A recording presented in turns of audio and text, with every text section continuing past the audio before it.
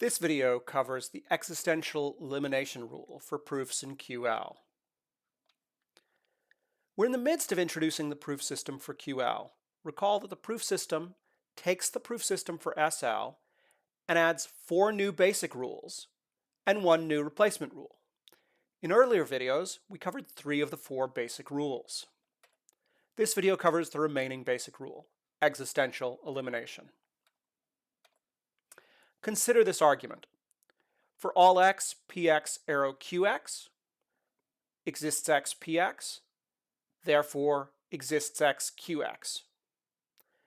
Now, if you think about what that means, if you remember from translation what that would correspond to in English, it's obviously valid. But what would it take to give a proof of it?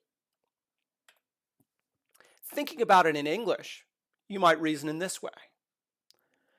By the second premise, there's something that's P. Call that thing, whatever it is, Bob.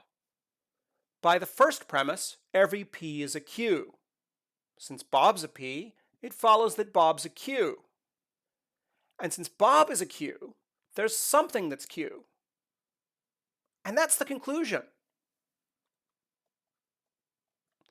The idea behind this is to give a kind of placeholder name to the object that makes the existential sentence true.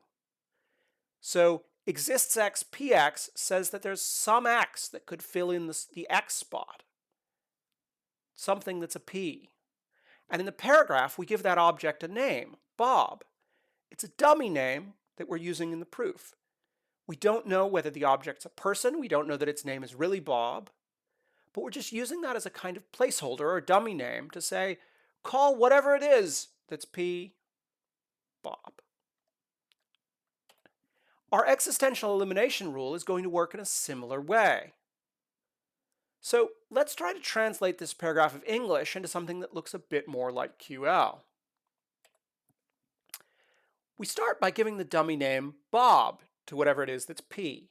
So P Bob holds by the assumption. We've assumed exists x px, and that means there's some Bob such that P Bob. By universal elimination, on the first premise, we get P Bob arrow Q Bob. Then, by arrow elimination, on the 2 things we've just shown, we get Q Bob.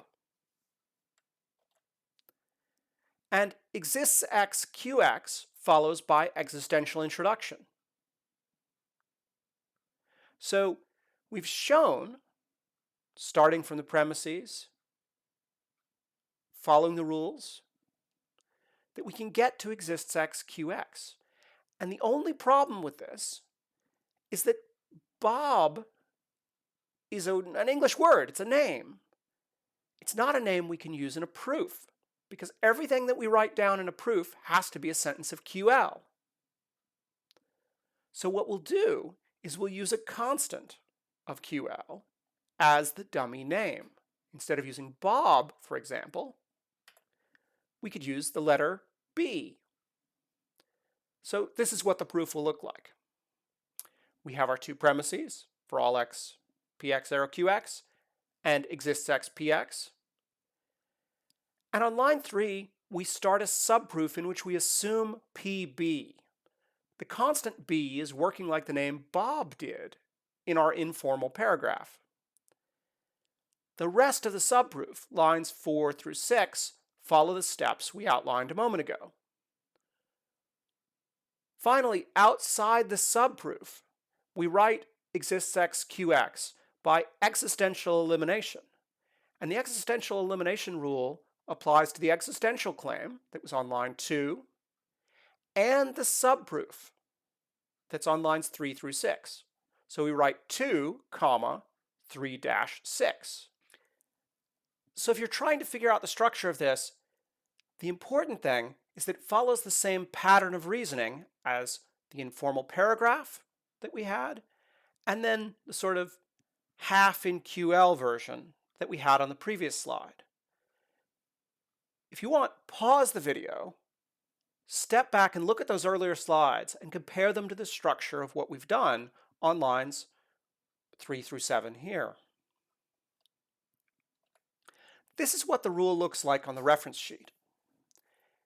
If you have an existential sentence, you can start a subproof where you write down that sentence without the quantifier, replacing the variable with a constant.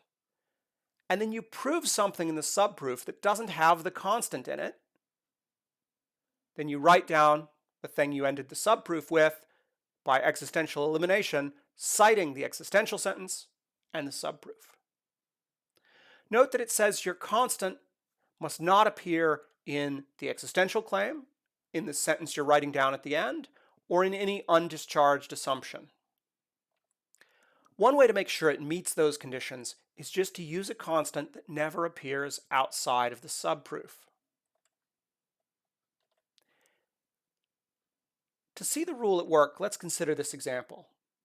Given exists x mx arrow for all x and x, and exists x mx and tx, we want to prove NA. So we set up the proof in the usual way. Line 1 is a conditional. Now we can't use arrow elimination yet because we'd need exists x mx on its own line.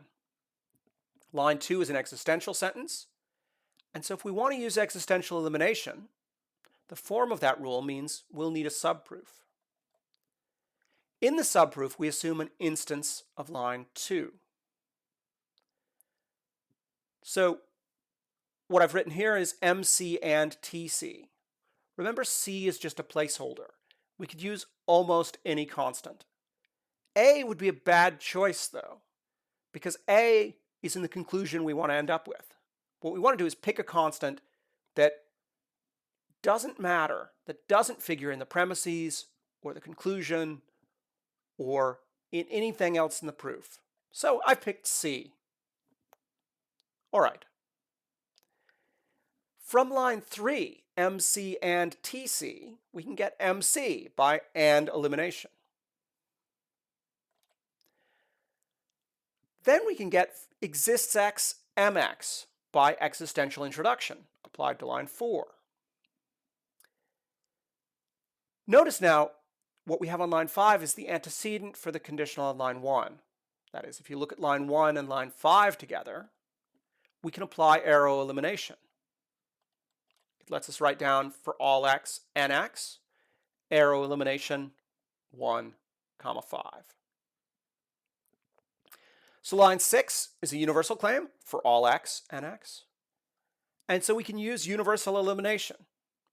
And again, we get to pick a constant. We could use any constant we wanted, but we eventually want to be able to prove NA.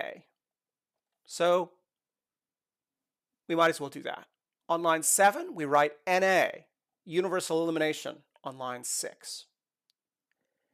Now, we want NA as the last line of the proof, so it might be tempting to stop here. But we can't stop at line 7 because we're still inside the subproof. As far as we've gotten on line 7, all we've shown is that the premises, together with this extra assumption, MC and TC, allows us to prove NA. Also, remember why we started this subproof. We started this subproof with the plan of applying existential elimination. So we close the subproof and write NA in the main proof. Existential elimination, we're eliminating the existential on line 2, using the subproof on lines 3 through 7. So we write 2, 3-7. Now NA is on the last line of the proof, and we aren't inside a subproof. And that means we're done. This video's covered existential elimination. We only have one rule left, it's a replacement rule, and then we'll have the complete proof system for QL.